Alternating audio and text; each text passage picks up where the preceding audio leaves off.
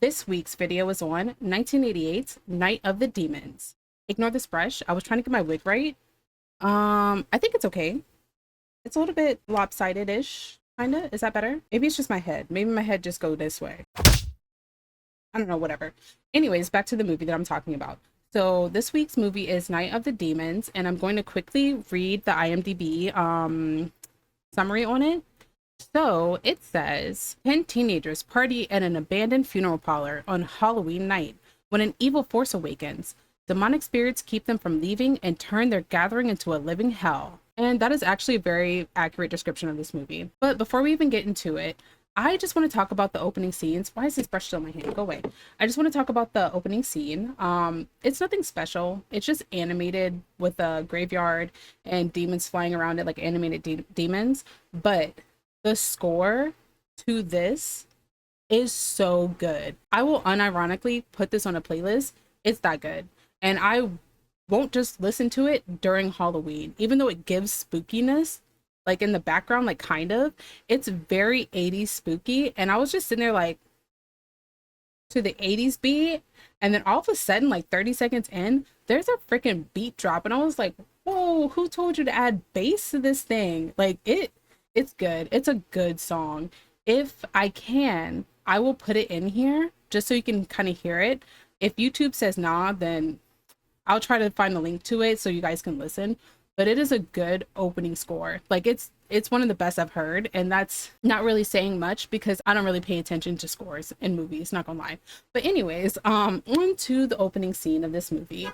You do not notice the lighting change in this room. You also do not notice that I have on the same clothes but look slightly different. So the movie starts out and it's All Hallows Eve, and we can tell because there's a pumpkin on this janky ass car. We meet 5 of our 10 players right off the bat. So first we have Stooge, the bully of the group. He has a fire ass mullet, but he's a horrible person, like a very horrible person. Then we meet Roger, the token black guy, and also there is Helen. I don't know what Helen is. I could not find a stereotype for her. I also could not find a reason for her in this movie. I wonder if she's someone's daughter that they just put in here just because she begged to be in this movie, because there's literally no point of her character. Write her out, wouldn't even notice a difference. But I guess the only purpose that she serves is to be Stooge's verbal punching bag, possibly physical punching bag as well, but we never see him actually hit her. It's implied though. It's very much implied. Then we have Sal. He's the bad boy of the group. And you can tell he's the bad boy because he has on a jean jacket that's kind of cut off. It doesn't come down to his butt. Like it's a little bit cropped or whatever. And also he has an accent. And I'm pretty sure they're trying to go for a greaser type thing for him. But he literally just sounds like Bill and Ted. He sounds like the Fonz, a greaser, and Bill and Ted had a baby.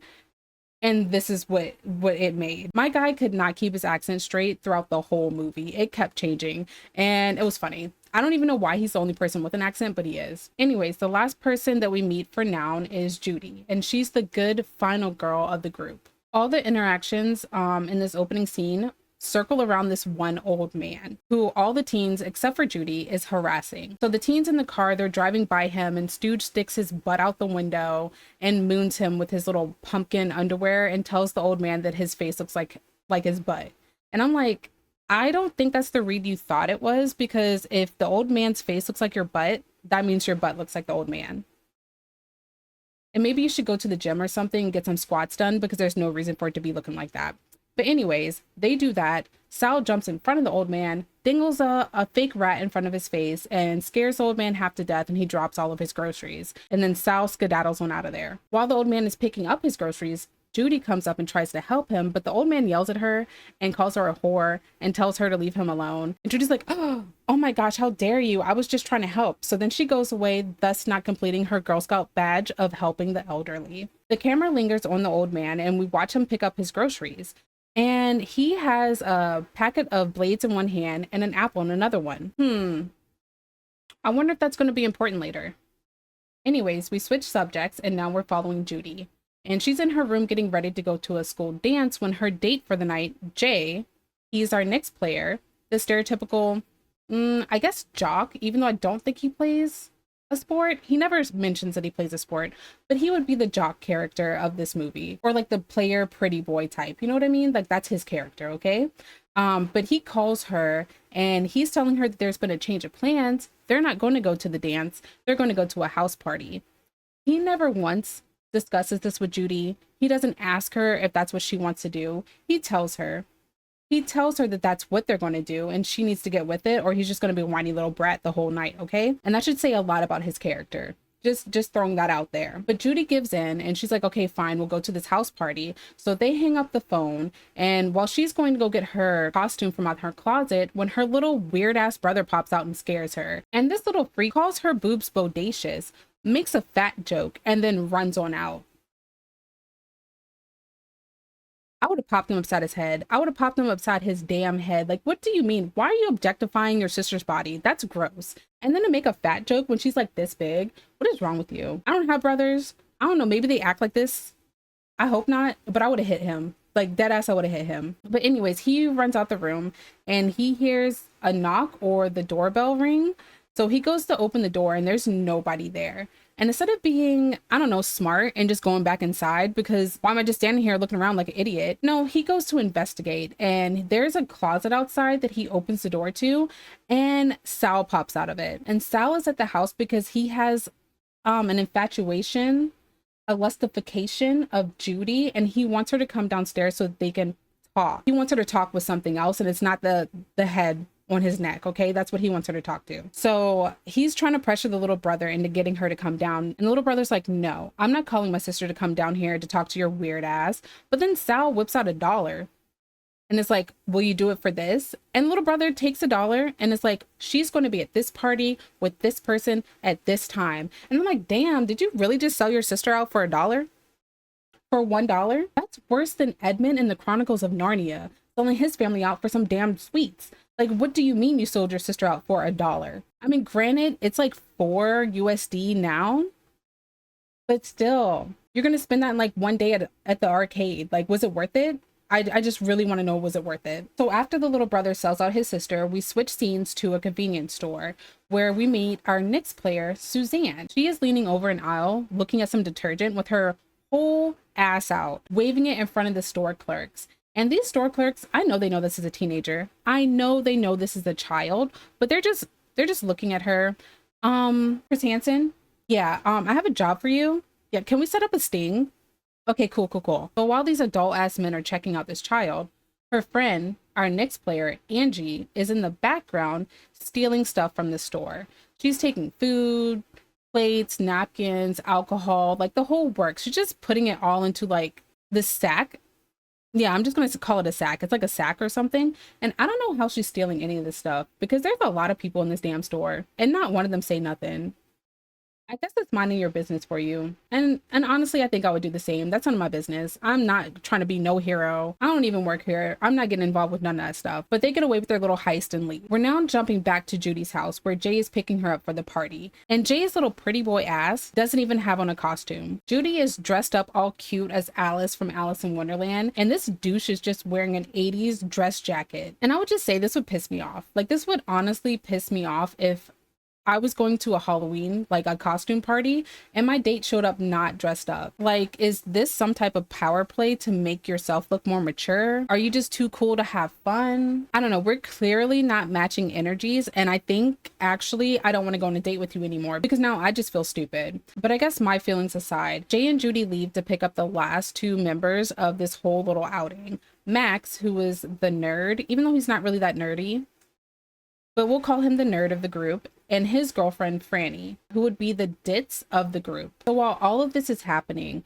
Stooge and his friends are driving around looking for the road to the party. Oh, I forgot to mention, they're all going to the same party. Also, it's Angie's party. Okay, sorry for that little slip up of information. But anyways, Stooge and his friends are driving around looking for the party, and because he's not reading the map, right, and how anyone could read a map right is beyond me because I could never. I am directionally challenged, and messing with my ass, we would be in the next state over for no damn reason, like none whatsoever, and people would be mad at me. But anyways, Stooge notices the turn too late, and instead of just making a U-turn, circling back to it, because they're not on a highway, they're on a residential road, they could just pop a U right there in the middle of the street. No, he yells at Helen like it's her damn fault, grabs the steering wheel, and they spin out, causing their back tire to pop. So now they're stranded on the side of the road, not knowing how to proceed, even though they can just walk up the hill. Like, they're not that far from the house. They could just walk up there. They're just being lazy as hell. But as they're trying to figure out what to do, Jay pulls up. Well, not pulls up. He like drives up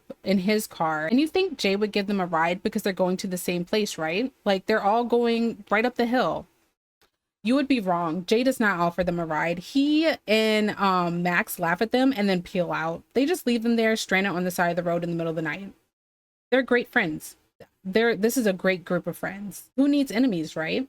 But they drive up to the house, and let me tell you, this house is a whole ass vibe. It's this big abandoned house on top of a hill with a full moon in the background, just casting beautiful shadows across it. It just looks so spooky and so like the setting for something scary to happen, and I love it. It's such a good design. It's beautiful. But as they're driving up, Max is spouting off a backstory on the house and saying how it used to be a mortuary and that the family that lived there, one of the members went crazy, killed everyone, then killed themselves. Ooh, spooky. And that's the end of that history lesson. I don't know if that's relevant or not, but I just threw that in there just in case someone else can piece together if it goes in this story at all, but I don't think it does, besides the mortuary part. So now we're at the house, and right off the bat, you notice that there are no lights on. There's no sign of life inside at all. There's no sounds, there's no lights, there's no other cars. They're the first people at this party that's not their party. And I'm so paranoid that I think I would leave. I don't think I would wait around for anyone else to show up because I would feel like I'm getting set up. Like, are you making fun of me? Did you invite me to this house party just so you could be home laughing at the dumbass people who came to a party that wasn't a party and now they're just stuck out there looking stupid? That's just the first thing that would come to my mind, and I don't think I would be sticking around. I would just be like, well, guess the party's not going on, and I would just go home. But the whole time the group is standing outside, deciding whether they want to go in the house or not, Max is in the background spouting out more random facts about the brick wall that surrounds the house and how a river runs under it. I wonder if I should be taking notes on this.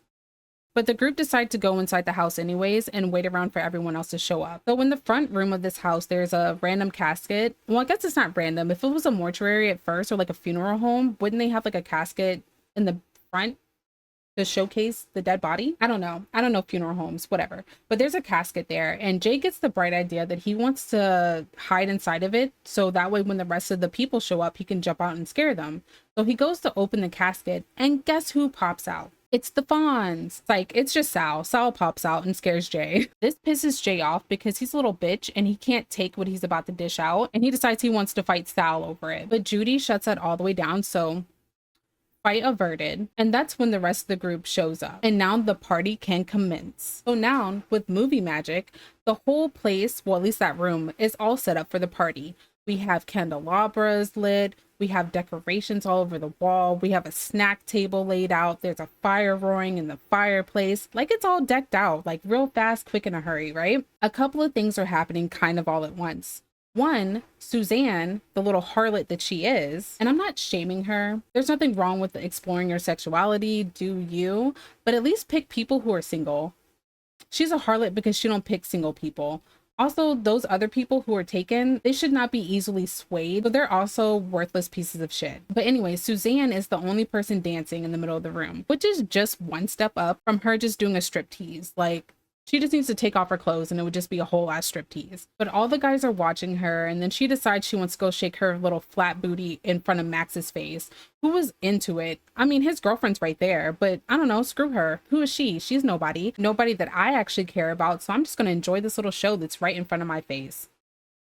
So while the dancing is going on, Judy's in the background at the snack table, and she's trying to light the candle with her lighter, but it's not working. So Ange comes up, lights it with a match, and they have this weird exchange where Ange is telling her to put her lighter away, and then Judy's kind of arguing back with her saying, nah, the lighter's fine on the table where it is. I don't know, it's just very weird, but Judy ends up picking up the lighter and putting it in her pocket. I wonder if that lighter's gonna work later on. So now everyone is dancing, having fun, partying it up. There's strobe lights, there's music. It's a grand old time, right? Well, Jay and Judy are dancing together, but Suzanne sees this and decides that she wants a little bit of Jay action. So she shimmies on behind Judy and starts like shaking her little boobs in Jay's face and then shimmies on off. And you think Jay would just ignore her? But he doesn't because Jay's a fuckboy. So he leaves Judy and he goes to follow Suzanne to go dance with her. And like, if I was Judy, I would leave. I think this would be the point where I just left because what you're not going to do is embarrass me in front of all these people. Not even just embarrassment. It would be more like the disrespect. The disrespect would piss me off the most. I'm not going to sit here and let you run all over me like that. Like, that's not happening. I might not cause a scene, but I will silently just like gather my belongings and I'll walk down the road. I'll walk home. But Judy does nothing. She just lets Jay go on off with Suzanne and just stands there like an idiot. Again, couldn't be me.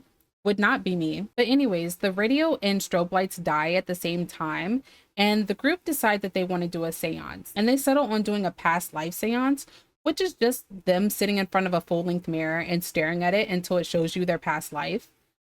I don't know how that's supposed to be possible. I can go do that right now, and I bet you I won't see nothing but my damn ugly ass face. But apparently in this universe, mirrors work differently. So they're trying to figure out where they can find a full-length mirror when they hear a noise from the other room. And this is where Stooge decides he's going to step up and be a man and go check it out.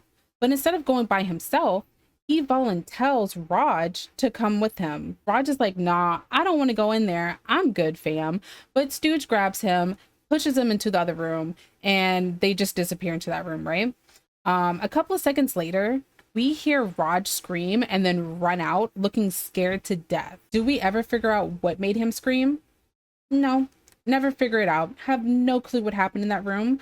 But obviously Raj is shaken. He's a little bit shooketh up, okay? But Stooge pops out and he says that he found a full-length mirror, so now they can do the seance.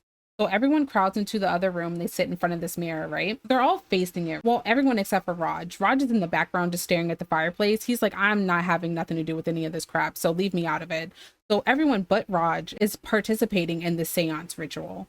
Again, a seance that has nothing going on for it. No incantation, no drawings, no symbols. They have one candle lit in front of it. Like, that's pretty much it. And all they're supposed to do is stare at Ange in the mirror until the mirror shows just Ange, her past life. This sounds lame as hell.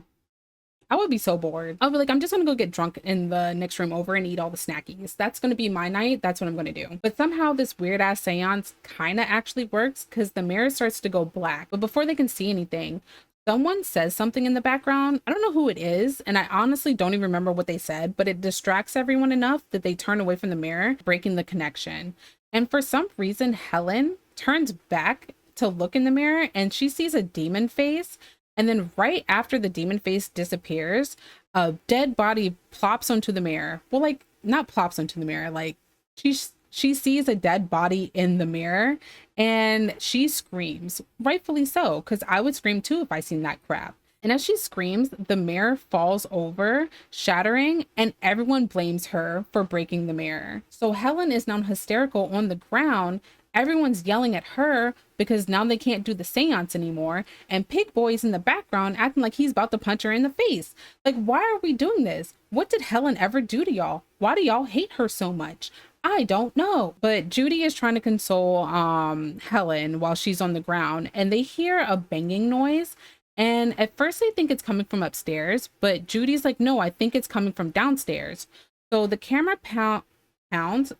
pans down to the basement where there is a circle steel door, and it opens, and what comes out of it is the demon that we saw in the mirror. So the demon is coming up the stairs towards the group, and you think this is where the demon's going to start like slicing and dicing people, just like chopping them up. It's going to be a whole little murder spree going on, but no, he does none of that. And the kids also don't even see him, but they can smell him because they keep saying that they can smell like rotten eggs and stuff, but they can't figure out where it's coming from. And as they're discussing the smell, the demon is looking around the group of friends and he sees Suzanne standing off like a little bit in the corner applying makeup. And he takes one look at her and he's like, I I like that tight little body. I want that body for myself. So that's exactly what he does. He takes her body.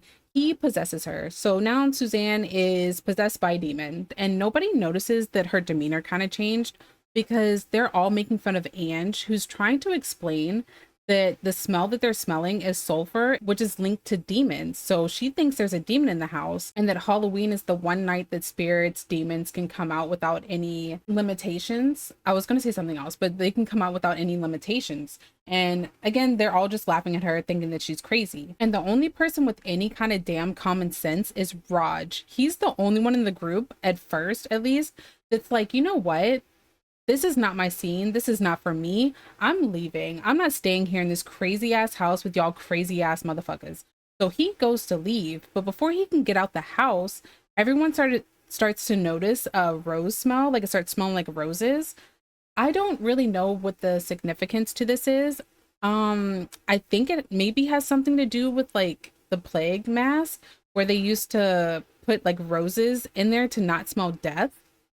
That's the only thing I can come up with, because I don't know why they're smelling this. But because they're all smelling this, they're thinking maybe there are multiple spirits in the home. And Angie's like, no, this place is possessed, not haunted. Only haunted houses have spirits. And she goes on to explain more that a haunting is of spirits that once belonged to people who lived that are no longer living, but a possession is of a spirit that never lived, aka a demon. This little information does nothing to soothe Raj whatsoever, which it wouldn't soothe me either, and he still wants to leave. And now so does Helen. Helen's like, I just saw a demon, I just saw a dead body, you know what, I want to go too. So Raj and Helen leave the house, leaving the remaining of the group there to continue the party. But instead of partying some more, Jay decides he wants to go explore the house with Judy alone, if you know what I mean.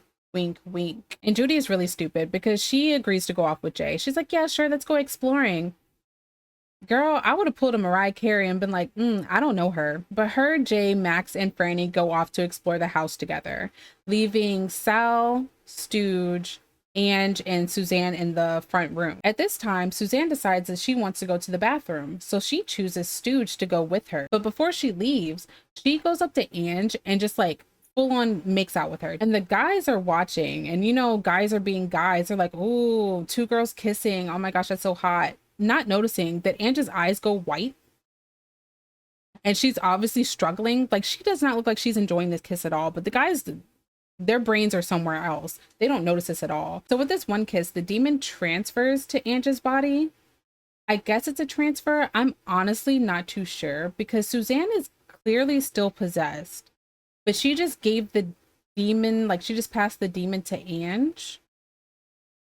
So does that mean the demon split its soul into two and now it's possessing two people? Or does the demon have other demons with it and put another demon in her body? I apparently don't know how demon possession works, so I guess I'm the weird one. I'm the stupid one. But anyways, the demon is now also in Ange's body.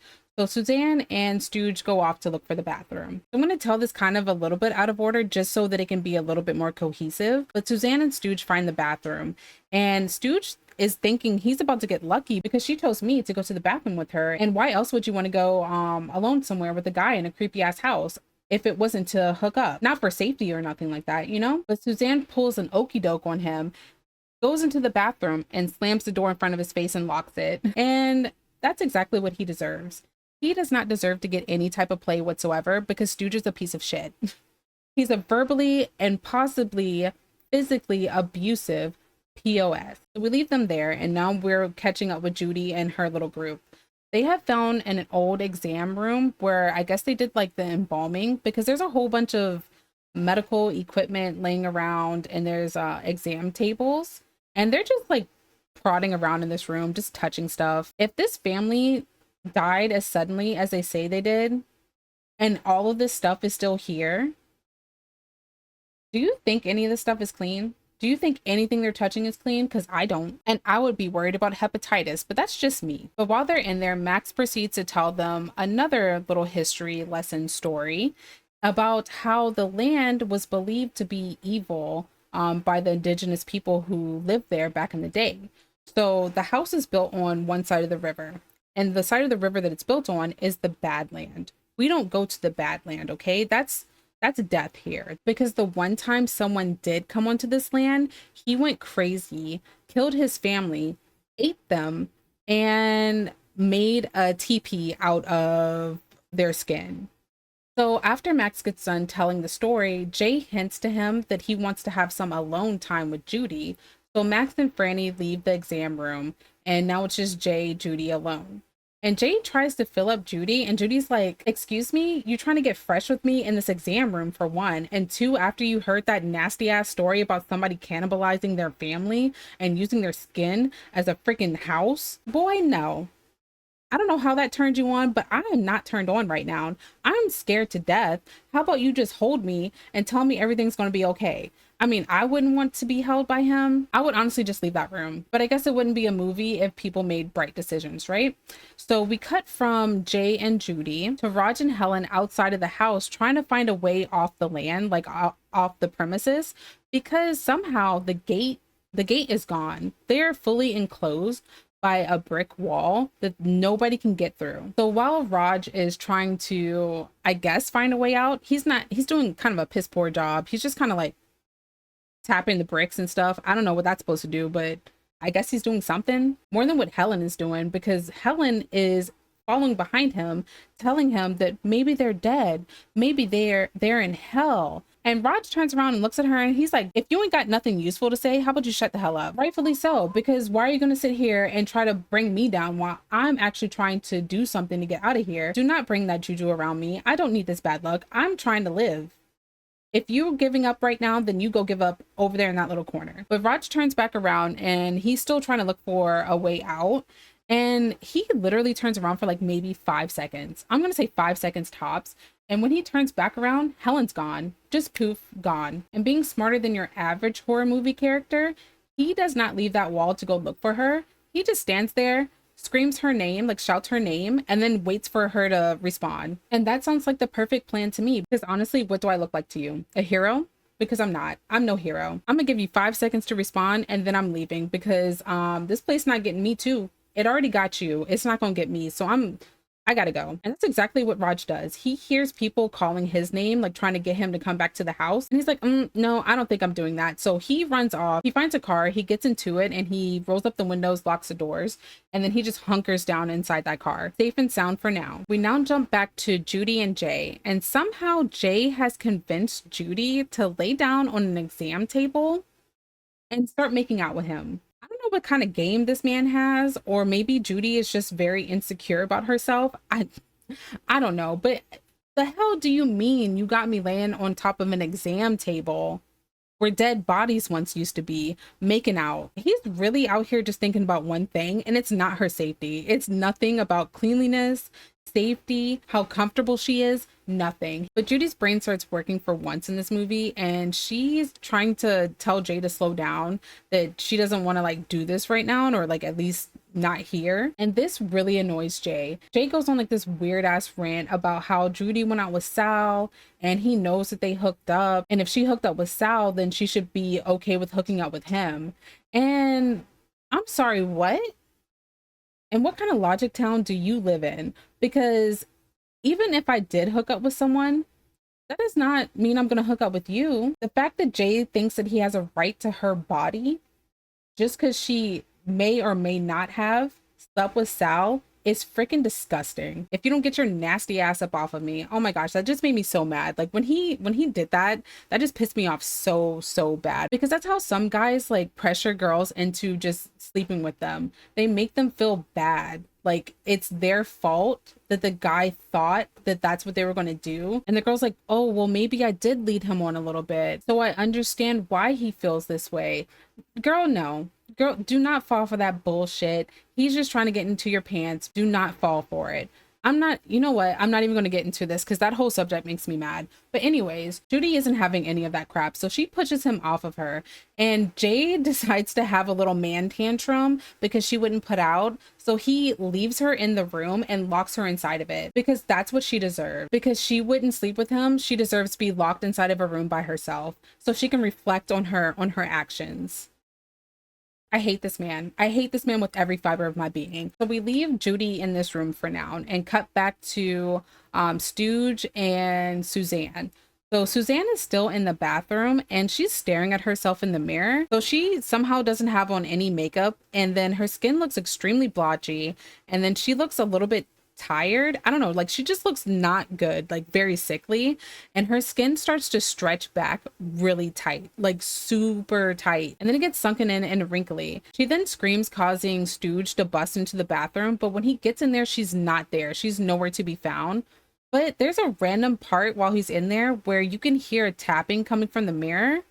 It doesn't come up again, and I don't know like what the significance to that is. I just want to point it out just because I noticed that it happened, but I can't connect it with anything else. But it is in there. Like you can hear a tapping coming from the mirror. But yeah, Stooge doesn't find her. Obviously, she's not in there. But he doesn't go looking for her. He doesn't even seem like he's worried. He just goes to the bathroom, calls her stupid, and goes to the bathroom. I don't know how she got out that room. I don't know why he's not more worried, but I don't think Stooge is the brightest crown in the box. So after that little weird debacle, we cut back to Ange and Sal, who are still in that room that we left them in.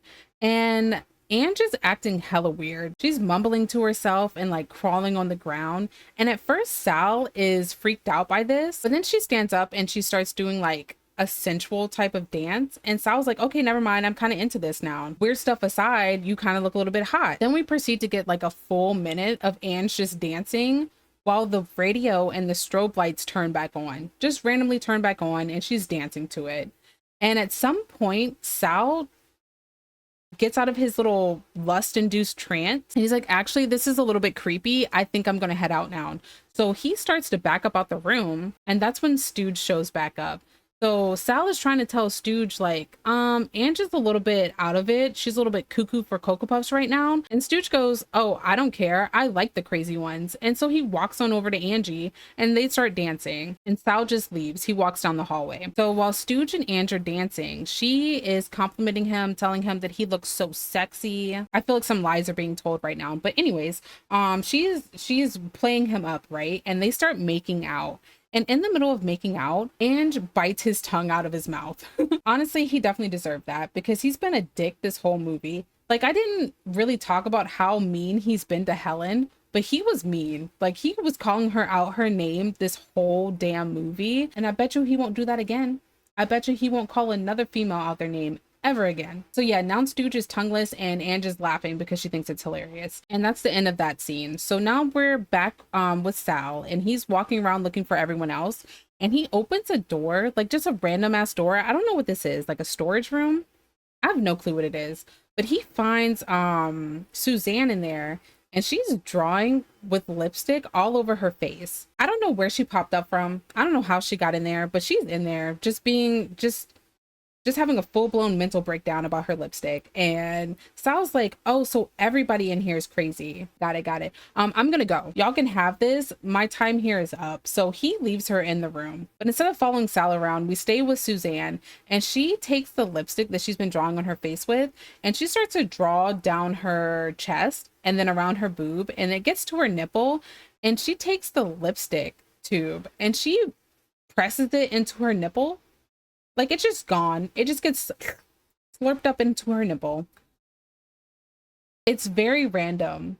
It's very, very random. But after she does this, Jay, like literally after she does this, Jay walks into the room, and instead of being like, oh my goodness, are you okay? Do you need some help? He goes, yep, easy prey. And he walks in there and they start having sex. These men are really stupid. These men in this movie, they're just dumb as hell. But as she's on top of him, she starts to have a full-blown mental breakdown, and she's asking him what he's looking at, to stop staring at her, and just freaking out. And as he's telling her to calm down, that she looks pretty. I don't know if you see what I see, but whatever. But yeah, he's trying to reassure her. Her face morphs into a demon's, and she proceeds to gouge his eyeballs out with her thumbs. So rip Jay, I guess. Do you care? I don't care. But anyways, Jay's gone. Who cares? Boo-hoo. So Sal is walking back to the front of the house, and he finds Ange, and he tells her that he is about to leave. Like, he's about to dip out, right? And Ange turns around and she shows him her hands, and they're on fire. Like, her hands are full-blown melted on fire. And I don't know why the demon made her do this. Maybe he just wanted the smell of burnt flesh in his nose. Smelled delicious, like bacon. I don't know, but it definitely made her burn her hands up for whatever reason. Sal freaks out, rightfully so, and tries to run out the front door, but the door is locked. Like he cannot get out this house at all. So he runs down the hall. So we cut to Raj, who is now sleeping in the car. How he felt safe enough to fall asleep, I have no clue. But good for him, because now he should be well rested so he can endure the rest of this night. But he wakes up because something bumps into the car. And when he looks out the front windshield, a body drops right onto it. And it's none other than Helen. Helen is gone. Like we didn't already know that, but Helen is officially gone, causing Raj to run out the door and go back into the house. While in the house, him and Sal bump into each other and they decide to team up to work together to get out safely, like find everyone else and get out safely. Oh yeah, where's my brain? I totally forgot to mention Max and Franny. I literally forgot they were people in this movie. My bad. But yeah, Max and Franny found a room with some caskets in it, and they decide they're gonna have sex in a casket, as one does, right? You know, casket sex. Anyways, so as they're getting it on, Stooge comes out of the shadows, and he's now full on demon mode, right? So he goes up to them, snaps Franny's neck, and she falls on top of Max. And so now he's pinned in the casket. He can't get out. Stooge grabs the casket lid and slams it shut on top of them, cutting off Max's arm, which apparently kills Max. I don't know how an arm being cut off kills you. I understand like the shock value of it. Maybe he bled out.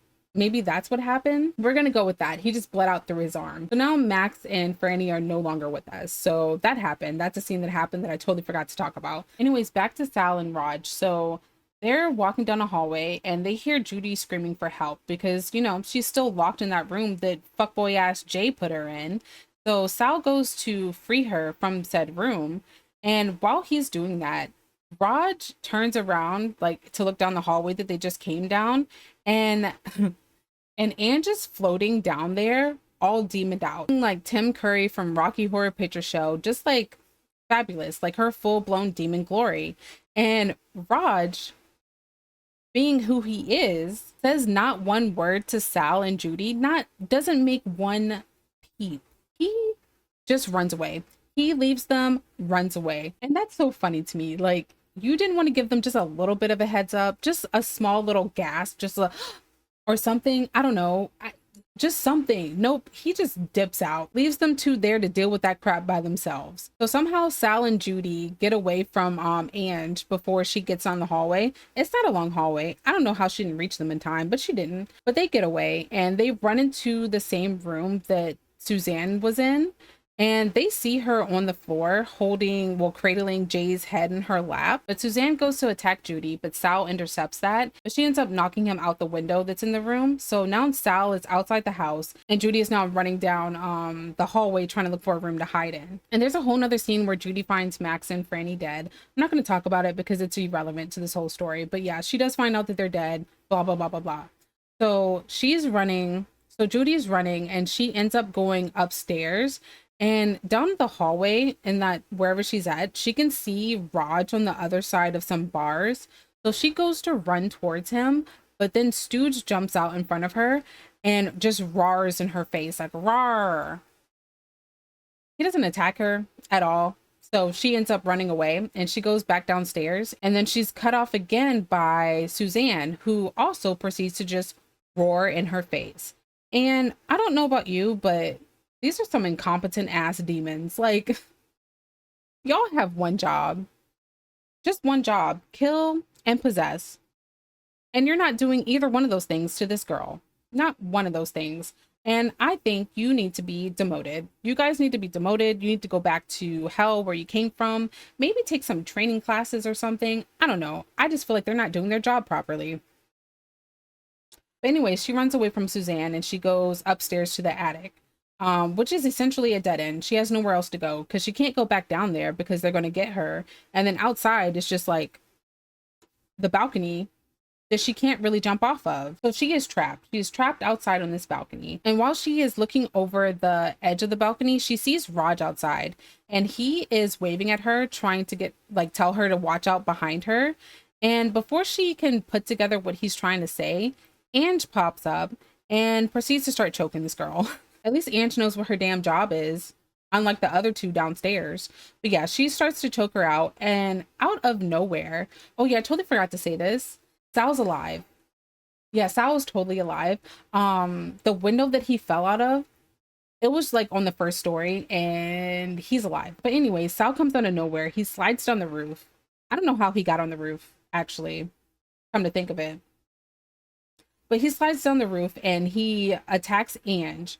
And in this little scuffle, Judy gets thrown off the side of the balcony, but she catches onto the ledge. So now she's just holding onto the side of the balcony, dangling. So Sal and Ange are still fighting, and somehow they both go tumbling off the roof. And I don't know how they fall like this, because they don't just like fall. They don't just fall off like that. Just they go like pinwheeling through the air. I don't know how gravity made them do that. But yeah, they somersault through the air, and we are shown Sal now impaled on the ground and Ange knocked out at his feet. And maybe I'm heartless, but if I was Sal, I wouldn't have came back. Judy would have just died. Judy would have just dead ass died. Because I'm not, girl, I barely know you. We went on a date once. I'm not coming back for you. But I guess that's the difference between me and good people. I guess I'm not good people. I don't know, but whatever. Raj is now trying to direct Judy to shimmy her way over to where he's standing, because it's kind of like I guess the below balcony. I just know it's a place where she can land safely. Okay, so he's trying to direct her to shimmy on over so she can drop down, and she is being hella annoying, like just so annoying. She's like, oh my gosh, I can't do it, it's too hard, it's too far away. And I'm looking at her like, girl, if you don't shimmy that 1 foot over and shut the hell up, what are you doing right now? Do you even want to live? Like, honestly, do you want to live? Because it's literally right there. At this point, just leave her. Raj, just leave her, because she's being hella annoying. She's being obnoxious. But the decision to fall or like drop down is made for her when Stooge comes up in front of her and scares her. So she lets go and she falls into Raj, and she's all safe and sound. Yay. So happy she lived.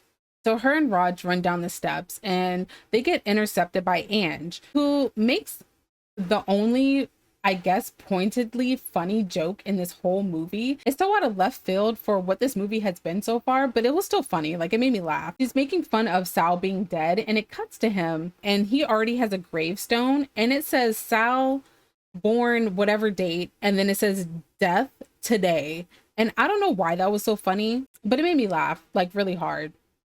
Probably because it was so random. It was the only really random, campy, dumb thing that happened up until this point. So I was just like, where did that come from? So it just made me giggle a little bit. I was like, y'all are so clever. You're funny. But anyways, but that randomness aside, not Sal, oh my goodness, Raj and Judy run back into the house, and now they're down in the basement. Here's where Judy sees the circle door that the demon comes out of, and she thinks it's a way out.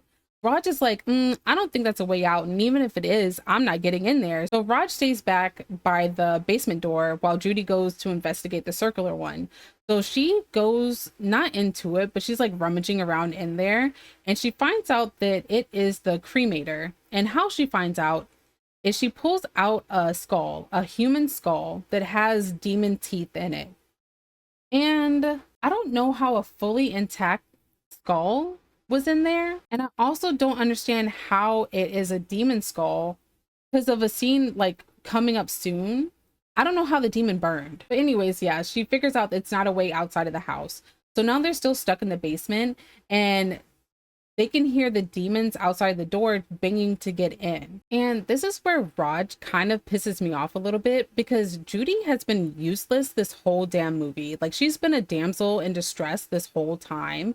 And this is Raj's time to shine, right? But instead of rising to the occasion, he's over here in the corner, huddled in on himself, being a little scared punk, which, I mean, I totally understand. Like, demons are trying to come up in here and get you.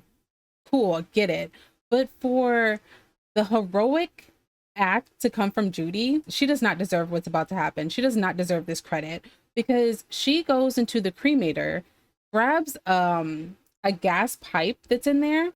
I don't know how she knows there's a gas pipe in there. I guess everyone, it's common knowledge that all cremators, crematoriums use gas, I guess. I don't know. And then also, how does she even know the gas is still on in this house? It's just questions that I have. But anyway, she grabs, she goes to grab a pipe that's in there, pulls it out. And this is where her lighter comes into play. You know, the one earlier that didn't work? Well, she grabs it out of her pocket and she's trying to light the pipe, like the end of it, so that way it can become essentially a flamethrower. But her lighter is not working. Like it still is not working from earlier. So as she's struggling with this, the demons burst through the door, and right before they get to her, the lighter magically works and the demons go up into flames because she's like, shh. I don't know why I depicted it like that, like it was a water hose, but that's how I did it. But anyway, she lights all the demons on fire, which were Ange and Stooge. So after they go up in flames, Raj turns off the gas valve for it. And while he's in front of the cremator door, a skeletal hand comes out and grabs him. And Judy does see it this time. She sees the scary thing happen, but she does not run away. Raj, on the other hand, dips the hell out, as you should. Get the hell up out that room. Why are you still standing in there, Judy, you freaking weirdo? You freaking idiot. Oh my gosh, she's so stupid. She did not deserve that. She did not deserve that smart ass scene at all with her using the flamethrower thing. But anyways, so Raj leaves her down in the basement and he's upstairs trying to get out the door, but alas, the door is still locked, cannot get out at all. So Judy makes her way up to him and she's trying to tell him to calm down, everything will be okay. And while she's standing there, Jay pops up, Demon Jay pops up behind her, and Rod sees this. And again, he says nothing. He says not one thing to Judy, and he just runs away, leaving Judy there with Jay. If Raj ain't good for nothing else in this movie, it's running. He should be on a track team or something, right? Like he needs to get a deal because boy got stamina. He got real good stamina. Now Raj and Judy, because she gets away from Jay, like she runs away from him, they're in a room together and they're being cornered by Sal and Helen on one side and Jay and Ange, who is not dead, even though she went up in flames. Hence my dilemma with the demon skull and the cremator, you know? Yeah. Anyways, they're being cornered by them. And you can see Rod shaking his head and you know he about to do something. You know he's thinking something up right now. So he shouts, "You ain't gonna get me." And he runs to these glass doors. He just jumps through the glass door and leaves Judy behind. And Judy's dumbass just looking at him and she goes, "Raj." And that was the most obnoxious sounding thing I ever heard in my life. Girl, if you don't go run after that boy, stupid, just dumb. I cannot stand her character. She's just so dumb. But also a side note, if it was so easy for him to just jump out that window to get away, why couldn't they just like use the furniture to bust out the house?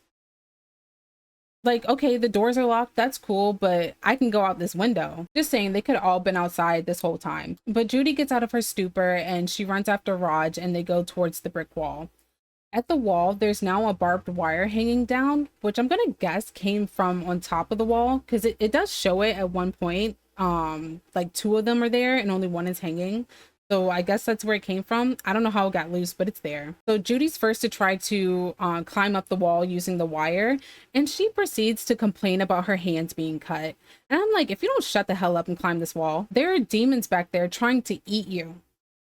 Would you rather be eaten by a demon or have cut hands? I choose cut hands any day, all day, every day. But no, dumbass lets go of the wire. So Raj grabs it and he scales the wall by himself. So Raj is now on top of the building and he's trying to encourage Judy to climb up. And she starts to do it. Like, to her credit, she does start to do it. But then she starts complaining about her damn hands again. And I'm like, Raj, just leave her, because you did all you could. Okay, you really did all you could. You went above and beyond for this girl that I don't even think he knows. Not like that. I don't even think he knows her like that. But as she's complaining about her hands, the rest of the demons come out the house and they start pulling on her, like trying to drag her down. And because Raj is trying to reach down to grab her hand, when the demons start pulling her down, it dislodges him, so his momentum sends him flying backwards onto the other side of the wall. And I'm like, yes, he got away, he can just leave, just go. But no, Raj is nice. He's just too nice. for his own good. He climbs back up on top of the wall. Miraculously, he grabs Judy's hand and hauls her up, and they both fall over. And this is when the sun comes up, thus ending Halloween night and sending all the demons back to hell where they need to be. So all of the demons go poof. Raj and Judy are now alive. So we're following them walking down the sidewalk in their neighborhood, and we pass by the old man from the beginning. You remember the old man from the beginning, the mean one with the razors and the apples? Him, that guy. Okay, so we're passing him. So he's outside getting his morning newspaper, and we go and follow him into his house, where we find out that this mean old man is actually married. And he's married to like a quaint little old lady. Like, she's cute. I think she's adorable. I like her. Why she's married to this old man, I don't know, because he is extremely rude to her. She's telling him good morning, and his response is, huh, what's so good about it? She woke up early and she made him a pie, and she asked him how it tastes, and he's like, it's just good. But like with a disgusted look on his face, like, dang, your wife is out here making you homemade pies, pouring you some coffee, taking care of everything you need, and you're just going to be nasty to her like that? Was marriage worth it back in the day? Because I don't know. I'm glad women's rights was a thing, because ain't no way I would stay with a man like that. But anyway, she's like, oh, it's just okay. You used to always love my homemade pies. And he stops and he's like, homemade? When did you make this? And she goes, oh, earlier this morning, because we didn't have a lot of trick-or-treaters this year. I used the leftover apples that you had bought yesterday. And you see his face get worried, and all of a sudden his neck starts to bulge, and razor blades, like full-blown razor blades, start to come out of his neck. So yes, he did that with the apples. He was trying to take out children in the neighborhood with razor blades and apples. This is why you don't let your kids go trick-or-treating. He is the reason why we don't do this, okay? This man right here. But also, how did he swallow a full-blown ass razor blade without even knowing it was in there? He didn't chew his food. He just swallowed that thing whole. But anyways, he slumps over, obviously no longer with us, no longer with the living, and his wife comes up behind him, kisses the back of his head, and says, happy Halloween, dear. And the movie ends. Sorry if I had gloss on my lip the whole time and it was distracting. I totally did not see that until just now. Anyway, so my thoughts on the movie are, it's great. It's a great movie. It's everything that you would want in a campy 80s horror flick. Like, it checked all the boxes except for Helen. I don't know what box she checked besides maybe being somebody's daughter. I don't know why she was there. Her character was extremely irrelevant, but whatever. Everything else was pretty good. The story was cohesive. The practical effects were spot on. The acting was good. Well, besides Sal's accent, that was questionable. That was extremely questionable. I am surprised I've never heard of this movie before. Like, it has not popped up on my radar at all. And I don't know how it slid by, which means there's probably a lot of other things that I don't know about, and now I have to go searching. Oh, I don't think Judy should have been the final girl. I think Judy should have died. She was mad annoying the whole time. She did nothing that warranted her to become a final girl whatsoever. She wasn't smart. She was very whiny. She complained about everything. She was such a damsel in distress. Like, what? Why does she deserve to live? The only person who deserved it was Raj. That was it. I mean, he did live, but I think he should have been the only one to survive, you know? So if I was to redo this movie, Judy would not survive this. She would become a demon herself. But yeah, I think that's pretty much it. I didn't like Judy, but otherwise the movie was great. So if you liked the video, please like, subscribe if you want to. No pressure, but like full pressure. But with that, I'll see you guys next week for my next movie review.